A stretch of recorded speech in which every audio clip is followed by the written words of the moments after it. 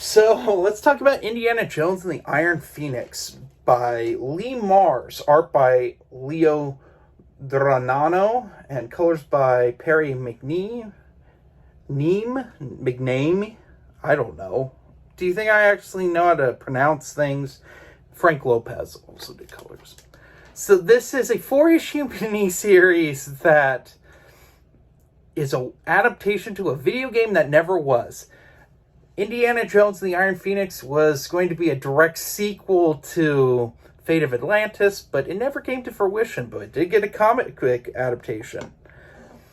And in it, Indiana Jones goes after the Philosopher's Stone in Eastern Germany in 1947, so we're in the Soviet Union now. The Soviets are now kind of the antagonists, although we don't quite go all the way, like in Kingdom of the Crystal Skull, where he doesn't go full on like his hatred of the Nazis with them.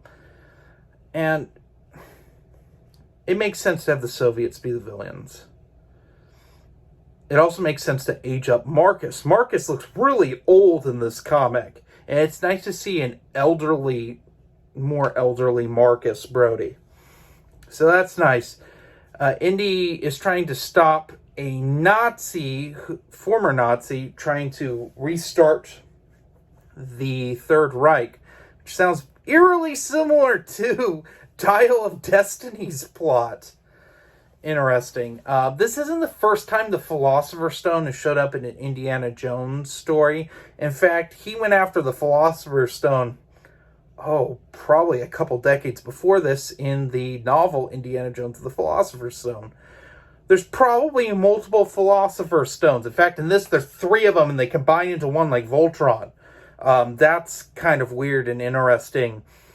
The main antagonist looks like a zombie, and there's Nazi zombies in it. And the love interest, she's not really a love interest, but there's an innuendo at the end with it. She's a Soviet commanding officer, which is interesting. Yeah, it's a weird one. The art's fine. I like it. It's not the greatest thing I've ever seen, but it does its job. And that's all we can say, really, with art. It does its job. And it does it fine. Overall, I'd probably give this a 4.5 out of 5. Out of all of these comics, this is the one I enjoyed the most reading, at least 2 omnibuses. It's action-packed, it's fun, it does feel a little video gamey, but, it gets a solid 4.5 out of 5 from me. Anyway, we only got 2 more stories left in this second omnibus.